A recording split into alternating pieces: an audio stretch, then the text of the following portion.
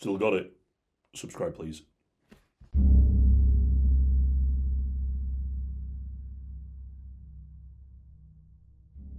This case takes place in Las Vegas in June of 2014. It was a quiet Sunday in Las Vegas on the 8th of June. Inside a CC's pizza restaurant, the lunchtime rush was taking place. Officers Alan Beck, 41, and Igor Soldo, 31, were sitting at a booth, oblivious to what was about to unfold. This ordinary day was about to erupt into total carnage and violence, an event which still haunts Las Vegas to this very day. Officers Beck and Soldo were both in uniform, and they were regulars at this particular CC's pizzeria. The two partners had served Las Vegas Metro for years, Beck nearly 14 years, and Soldo 8 years. They were known as dedicated family men, just enjoying their break before getting back to work. But shortly after 11 a.m, an unassuming man entered the restaurant alone. This man was 31-year-old Jerad Miller. Jerad walked in casually, asked a CC's employee where the restroom was, blending in as an ordinary customer. In reality, he was scouting out his victims. He took note of the two officers eating pizza in the booth. After scouting his way through the building, he exited out the back door. Outside, Jerad met up with his 22-year-old wife, Amanda Miller, who was waiting nearby. The young married couple had arrived on foot, carrying concealed firearms and wearing backpacks loaded with ammunition. They were far from ordinary diners. They were radicalized, heavily armed, and ready to make a violent statement. Jerad had even packed supplies for a prolonged fight. The Millers carried a shotgun, multiple handguns, extra magazines, and bizarrely, they even wore adult diapers under their clothing, evidence that they expected a long standoff without retreat or surrender. In their minds, this day was the start of what Jerad chillingly called a revolution, and the unsuspecting officers were about to become its first targets. At 11:22 a.m, Jerad re-entered the pizzeria, this time with Amanda. The pair pushed through the doors, heading straight for the booth where the unsuspecting officers sat. The restaurant security camera silently recorded the unfolding horror. Without warning, Jerad Miller drew a handgun, and the first shot rang out. Jerad had walked up to Officer Igor and shot him point blank in the back of the head. He collapsed forward onto the table, never having a chance to even fight back, a truly cowardly kill. In an instant, diners froze or ducked for cover under the tables. Officer Alan Beck reacted in shock. 1 second he was enjoying his lunch, the next, his partner and friend was now dead on the table. Beck began to stand, reaching for his own gun, but the Millers gave him no chance. Jerad immediately turned the handgun to Officer Beck and shot him in the throat. Both Jerad and Amanda then opened fire on him, filing the 41-year-old officer with multiple gunshots. In a matter of seconds, both officers had been killed in a brutal execution-style attack. One witness recalled her utter horror.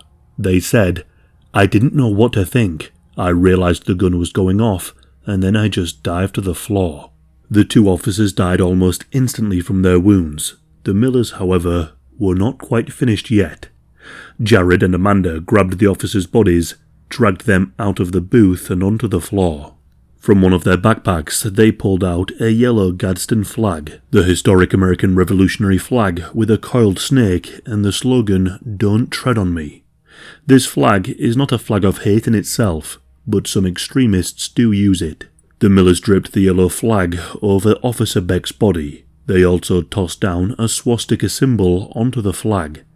The two also placed a piece of paper onto the officers' bodies. Scrawled on that piece of paper were the words, "This is the beginning of the revolution." This message was both chilling and clear. What had just occurred was, in the Millers' minds, not a senseless murder, but the beginning of a war against government authority. The Millers wanted everyone to know their motive. They proclaimed the start of their long-desired uprising, even as innocent people cowered in fear at the horror that they had just witnessed. The two then stripped the officers of their police-issued handguns and their spare ammunition magazines. This despicable ambush at the pizzeria was only the first act of their deadly plan. Satisfied that their grim message had been delivered, the Millers then fled the pizzeria. As quickly as they had come, they had gone. After the Millers left, witnesses called for the emergency services. The first calls hit the police switchboard at 11:22 a.m., reporting that 2 officers had been shot at the pizzeria. Within minutes, Las Vegas Metropolitan Police units raced to the scene. Arriving officers and paramedics were met with a devastating sight. Fellow police officers found their friends dead on the floor.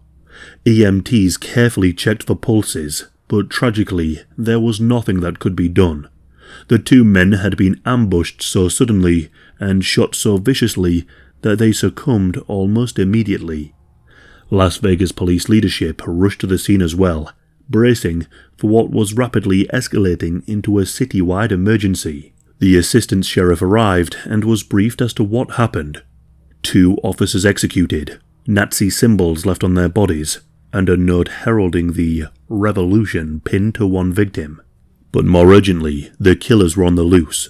All units were alerted with descriptions of Jerad and Amanda Miller.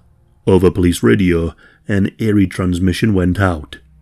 Be advised, suspects took officers' weapons. Suspects declared revolution. Use extreme caution. So who were Jerad and Amanda Miller, and why would they commit such a heinous crime? To understand the horror, we must delve into the background of these perpetrators, the young married couple driven by anti-government extremism and violent delusions. Jerad Miller was a 31-year-old man from Indiana with a history of run-ins with police. In his younger years, Jerad had been convicted of felony vehicle theft and other offences. It was these experiences that led to his hatred towards law enforcement. He married Amanda in August of 2012 when she was just 19. Acquaintances described Jerad as angry, obsessively anti-government, and quite volatile. Amanda was a quiet, impressionable girl who would do anything to make her man happy. In early 2014, the Millers left Indiana and moved to the Las Vegas area, seeking a fresh start. They moved into a downtrodden apartment complex where they quickly made an impression, and not a good one. By all accounts, Jerad's political ideologies had curdled into extremism. He embraced the extreme far right, and often spent his time ranting about government oppression and Obama. The couple began purchasing firearms and survival gear. Social media posts by Jerad grew more militant and extreme. He was going down an incredibly dark path. In early June of 2014, Jerad ominously wrote on Facebook, "Well, it's ominous when we know what he would later do." He said, "We can hope for peace. We must, however, prepare for war. To stop this oppression, I fear, can only be accomplished with bloodshed." It reads like the ramblings of some angsty, edgy teenager. However, it's clear that he did mean this. These were not empty words. Jerad truly believed a revolution against the government was coming, and that he would be the one to spark it with violence. The couple also steeped themselves in white supremacist and anti-police rhetoric, seeing law enforcement as the enemy. A major turning point for the couple came in April of 2014, during the high-profile Bundy Ranch standoff in Nevada. This standoff between federal agents and armed militiamen supporting rancher Cliven Bundy attracted anti-government activists from all around the country. Jerad and Amanda were eager to be part of what they saw as a patriotic resistance, and so they travelled to Bunkerville. However, even among fellow militiamen, Jerad's behaviour was far too extreme. Bundy's own son, Armand Bundy, confirmed that Jerad and Amanda were eventually asked to leave the ranch after just a few days. They were seen as just too radical, too extreme. Those who were there that day said that Jerad's presence made the others feel uneasy. The Millers were kicked out due to racial conduct. Jerad left, but now he was more furious than ever and felt even more ostracized from society. In this moment, he became an outcast, even amongst those people he considered to be on his side. They went back to Las Vegas, and back in Las Vegas, the Millers frequently spoke about making a violent change. Neighbours later reported that the couple often talked about murdering cops, yet despite this, nobody alerted the authorities. In the weeks before the shooting, Jerad acquired a pistol-grip 12-gauge shotgun and a large amount of ammunition. Amanda didn't have a criminal record like he did, so she legally purchased firearms that Jerad could not. They stockpiled hundreds of rounds of ammunition, including armor-piercing bullets. In the early morning hours of the 8th of June 2014, the day of the attack, the couple stayed over at a friend's apartment. Jerad was giddy and agitated, laying out swastika emblazoned stickers and even US Army insignia. He bragged about his intentions, openly saying, "I'm going to put one of these on every cop we kill," showing off the swastika symbols to his horrified friend. This friend later admitted that she just thought Jerad was bluffing. She believed that he would never do such a thing. In hindsight, this friend said, "I should have called the cops." Unfortunately, no warning reached law enforcement in this time. The Millers left their friend's apartment at dawn, ready to ignite their so-called revolution, and then carried out their plan in their pizzeria. Moments after the disturbing ambush in the CC's pizzeria, the Millers stormed out into the street. They were now armed with the officers' handguns, along with extra ammunition. They then set their sights on a Walmart, which was not too far away. Jerad marched through the Walmart entrance at around 11:25 a.m., firing a single shot into the ceiling. He then shouted, "This is the beginning of the revolution." Amanda Miller followed closely behind, innocuously pushing a shopping cart as if she was just another customer. Panic ensued in the supermarket. People began to hide or attempted to flee from various emergency exits. But amid the panic, one heroic man ran toward the danger, a man named Joseph Robert Wilcox. Joseph Robert Wilcox was a 31-year-old man. On this day, he was just with his friend shopping, but he decided to make a stand. Instead of fleeing with his friend, Joseph stayed in the supermarket. He had just earned a concealed carry permit just weeks earlier, and so he quietly drew his handgun and moved into a tactical crouch, tracking Jerad Miller down an aisle. His friend later said, "He totally surprised me. I expected him to leave with me, but Joseph's sense of duty outweighed his fear." It's at this moment that Joseph aimed his pistol at Jerad, who was walking through the store. Joseph issued him a warning, pleading with him to drop the gun or he would shoot. But what Joseph didn't know was that Jared's wife was watching him close by. As he zeroed in on Jerad, he failed to see Amanda Miller just a few feet behind him. Amanda raised her revolver with one hand, and she fired a single round into Joseph. He collapsed to the floor, mortally wounded, before he could even fire a shot back. In less than 30 seconds after the Millers had come into the store, Joseph Wilcox lay dying, the third innocent victim of that day. The Millers pressed onward through the aisles. Jerad waved his pistol and shouted to everyone remaining, "Get out! Tell the cops the revolution has begun." The Las Vegas Police Department sped towards the Walmart. Officer Brett Brosnahan was one of the first on the scene. It was 11:30 a.m. when he sprinted through the rear entrance of the Walmart, service weapon drawn. Inside the store was eerily quiet, except for the distant sound of Jerad and Amanda's movements. Suddenly, they spotted Jerad. One officer trailed him carefully, ready to engage. But before he could take aim, Amanda spotted him. She whipped her gun towards Officer Brosnahan and opened fire. Thankfully, the bullets whizzed past him, forcing him to duck back and retreat the way he came. He radioed what he saw inside. Suspects inside Walmart, shots fired at the police.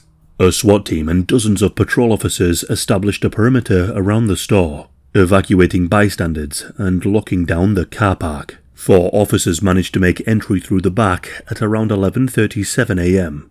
By that time, other Metro officers had tapped into Walmart's security cameras from a makeshift control hub just outside. Jerad and Amanda noticed that they might soon be cornered, and so they began knocking over displays as a crude barricade. Jerad screamed at the officers who were now entering the store, demanding that they drop their guns. Jerad was willing to die in what he saw as his final stand against his oppressors, but he also believed that he had control of the situation. At 11:49 a.m., the standoff reached its breaking point. A dispatcher's voice crackled in the officer's earpieces. "He's on the move." As Jerad shifted from behind the barricade, an officer spotted him. At some point, Amanda was shot and injured, but she was still very much alive. But then, an officer by the name of Zach Beale spotted an opening to shoot Jerad. He raised his rifle, aimed, and took the shot.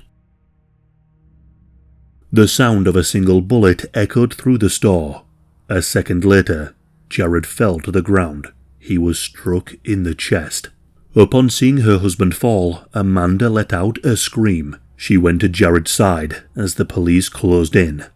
Officers shouted for her to surrender, but Amanda made her final choice. They heard another bullet ring out in the store. Amanda collapsed beside Jerad, and just like that, the rampage was over. Officers cautiously approached the suspects, securing their weapons. Jerad Miller was pronounced dead at the scene, but Amanda, she was still breathing. She was unresponsive, but they managed to rush her to the University Medical Center not too far away, but when she arrived, she was pronounced dead. But now, people wanted to know who was responsible for what happened that day. News spread quickly of the horrifying events that had unfolded. The investigation into the killer couple began in the aftermath of their rampage. Within hours, law enforcement descended upon the couple's home, not sure what they might find behind the closed door. Inside, the scene was eerie. Investigators discovered swastikas and other extremist paraphernalia, a disdain for the state, but an admiration for third-position ideology, which just shows how little they even understood their own beliefs.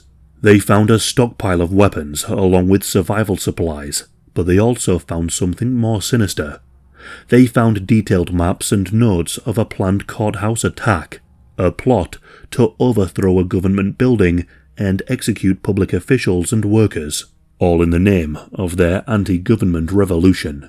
The police became worried that there was the possibility that others might have been involved. However, the investigation suggested that Jerad and Amanda were far too extreme for the vast majority of people, even by people that most would consider to be extreme. As detectives continued their work, they uncovered Jerad's digital footprint for further insight.